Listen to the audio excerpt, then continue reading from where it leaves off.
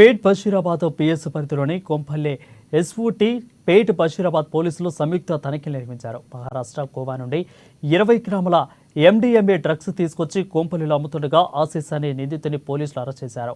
MDMA కొనుగోలు చేసిన తరుణ్ వ్యాస్, అదేవిధంగా ముజుమిల్ ఇక్బాన్, పల్లా సుశాంక్ రెడ్డి ముగ్గురిని అదుపులోకి తీసుకుని కౌన్సిలింగ్ ఇచ్చారు. అరెస్ట్ చేసిన నిందితుని ఆసిఫ్ నుంచి 20 గ్రాముల డ్రగ్స్ తో పాటు 4 మొబైల్ ఫోన్స్ ను కూడా సీజ్ చేశారు. ఎన్డీపీఎస్ యాక్ట్ కింద కేసు నమోదు చేసి రిమాండ్కి తరలించారు.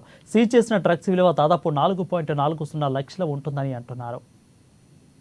సాయంత్రం 3 గంటల ప్రాంతంలో ఎస్ఓటి మేడ్చల్ మరియు Medchal police station joint rights లో ఎండిఎంఏ అనే డ్రగ్స్ ని సీజ్ చేయడం జరిగింది.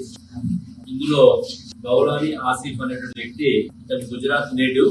గత 15 ఇయర్స్ నుంచి హైదరాబాద్ లోనే బేకరీ షాప్ లో పనిచేసుకుంటూ లావిష్ గా ఖర్చు పెడుతూ తన యొక్క అవసరాలు తీర్చుకోవడానికి డ్రగ్స్ వ్యాపారాన్ని చేయడం జరుగుతుంది. ఇతను తరచుగా మహారాష్ట్ర, గోవా ప్రాంతాలకు వెళ్లి ఈ డ్రగ్స్, డ్రైగాంజా గానీ డ్రగ్స్ గానీ తీసుకురావడం, ఇక్కడ ఎవరైనా కన్జ్యూమర్స్ ఉంటే వాళ్ళకి అమ్మే ప్రయత్నం చేస్తుంటాడు. నేను ఆ ప్రయత్నంలో భాగంగానే ఇతను 20 గ్రామ్స్ ఎండిఎంఏ అనే డ్రగ్ ని తీసుకురావడం జరిగింది. ఎండిఎంఏ అంటే మెథిలిన్ డయాక్సీ మిథైల్ యాంఫెటమిన్ అనే డ్రగ్ ని తీసుకొచ్చి ఒక ముగ్గురు కన్జ్యూమర్స్ కి ఇవ్వడం జరిగింది. వాళ్ళు తరుణ్ వ్యాస్, ఇతను నేటివ్ రాజస్థాన్, ఇక్కడే మనకి నాంపల్లి ఏరియాలో. రెండో వ్యక్తి మహమ్మద్ ముజాబిల్ ఇక్బాల్, ఇతను మారేడుపల్లి సికింద్రాబాద్. పల్లా సుశాంత్ కుమార్ రెడ్డి, ఇతను రామంతపూర్ హైదరాబాద్.